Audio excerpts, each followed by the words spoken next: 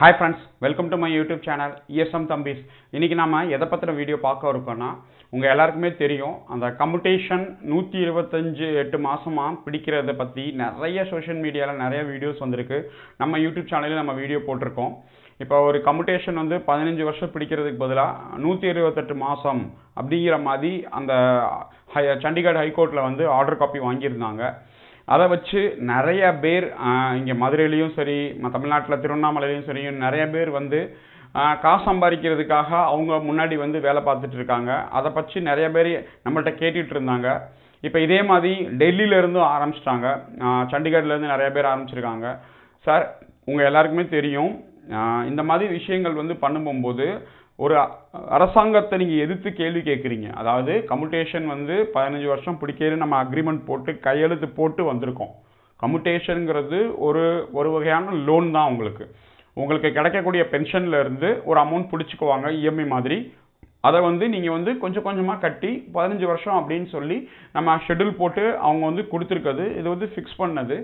இது தப்பு. 3 பேர் தனிப்பட்ட முறையில் அவங்க சண்டிகர் ஹைகோர்ட்டில் இந்த விஷயத்தை எடுத்துகிட்டு போய் முன்னாடி வச்சு கேஸ் நடத்தி அவங்க ஸ்டே ஆர்டர் வாங்கியிருக்காங்க. அதாவது இப்போதைக்கு அவங்களுக்கு பிடிக்கக்கூடாது அப்படிங்கிற மாதிரி அவங்க ஸ்டே ஆர்டர் தான் வாங்கியிருக்காங்க. இந்த ஸ்டேவை எதிர்த்து சென்ட்ரல் கவர்மெண்ட் சுப்ரீம் கோர்ட் போவாங்க, அந்த கேஸ் நடக்கும். உடனே இது ஜட்ஜ்மெண்ட் ஆகாது. ஆனால் இந்த ஒரு வாய்ப்பை பயன்படுத்தி இந்தியாவில் இருக்க எல்லா அக்சரிஸ் பண்ணி குழப்பி செஞ்சு நம்மளும் கேஸ் போடுவோம், நம்மளும் அது பண்ணுவோம் அப்படிங்கிற மாதிரி ஒரு கும்பல் வேலை பார்த்துட்ருக்காங்க. இதுக்கு ஒரு வக்கீலோட பேரை சொல்லி அவர் இதை சொல்லி, இது உண்மையா பொய்யான்னு கூட யாருக்குமே தெரியாது. ஒரு பேர் போட்டு அட்வொகேட் போட்டு வந்துச்சுன்னா அது உண்மை அப்படின்னு சொல்லி நம்பிடுறாங்க. நம்ம யாரும் போய் பார்க்கல. மேபி அது உண்மையாக கூட இருக்கலாம். நம்ம எதுக்கு அதை பண்ணணுங்கிறது தெரியாமல் இருக்குது ரொம்ப பேர். ஆட்டோமேட்டிக்காக ஒரு கவர்மெண்ட் ஒரு டிசிஷன் எடுத்துகிட்டு கொடுத்தாங்கன்னா அது ஆட்டோமேட்டிக்காக இம்ப்ளிமெண்ட் ஆகி வந்துடும். ஆனால் அதுக்கு இப்போ ஒரு 30 லட்சம் எக்ஸர்வீஸ்மெண்ட் இருக்காங்கன்னா 30 லட்சம் கேஸ் போட்டால் தான் இது பணம் கொடுப்பாங்களா? அந்த கேள்விக்கு யாருக்கிட்டையுமே ஆன்சர் கிடையாது.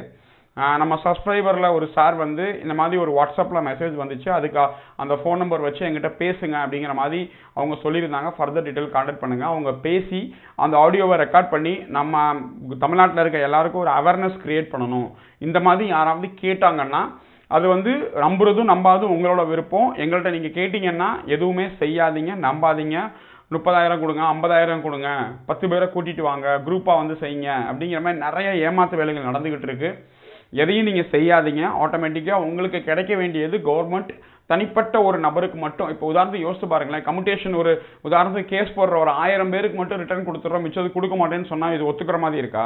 அப்போல்லாம் எதுவுமே கிடையாது. அதனால் நீங்கள் எதுவும் நம்பாதீங்க. இப்போ அந்த ஆடியோ ப்ரூஃப் நான் போடுறேன், நீங்கள் கேளுங்க. கேட்டுக்கிட்டு நம்புறதும் நம்பாதும் செய்யறதும் செய்யாமல் இருக்கிறதும் உங்களோட தனிப்பட்ட முடிவு. இதில் நாங்கள் எதுவும் தலையிடுறதுக்கு இல்லை.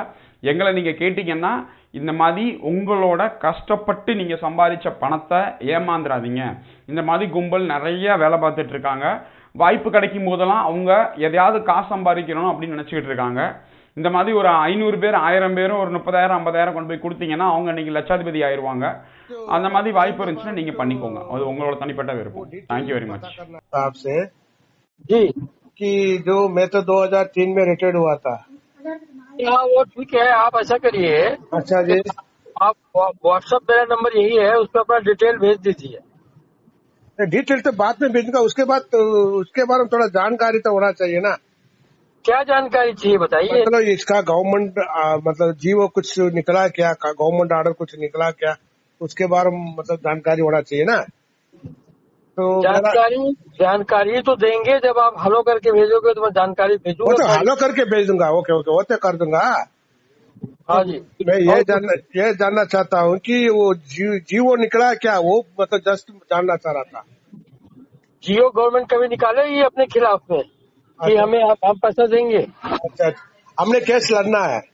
हमें केस लड़ना है। केस हमारा शुरू हो गया है। अच्छा, चंडीगढ़ हाईकोर्ट ने ऑर्डर दे दिया है, AFT दिल्ली ने ऑर्डर दे दिया है। अच्छा, वो ऑर्डर चाहिए तो मैं ऑर्डर आपको भेज दूंगा। अच्छा अच्छा अच्छा, ठीक है। मैं हेलो मैसेज भेजता हूँ, उसमें आप आपके पास जो सोर्स है उसका भिजवा दीजिएगा। तो हमने अलग अलग मतलब केस मतलब शुरू करना होगा क्या? नहीं, अगर आप ग्रुप में हैं सर तो ज्यादा अच्छा रहेगा, आपका फीस कम पड़ेगा।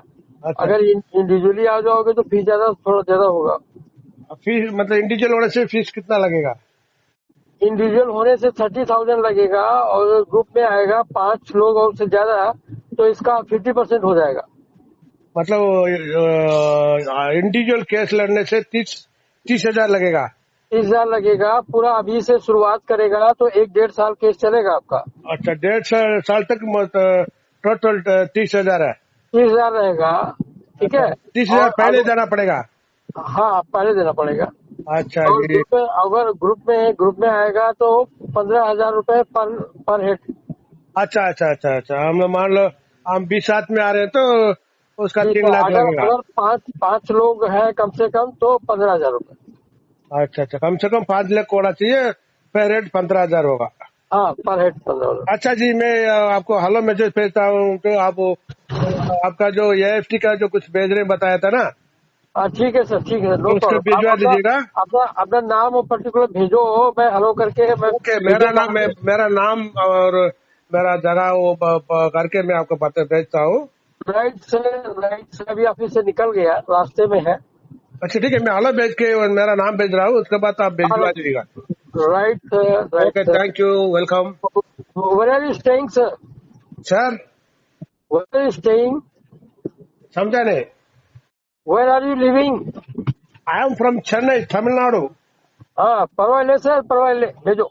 ओके ओके मैं भी एक सर्विसमैन है। Okay okay, thank you, right sir, good night. Good night.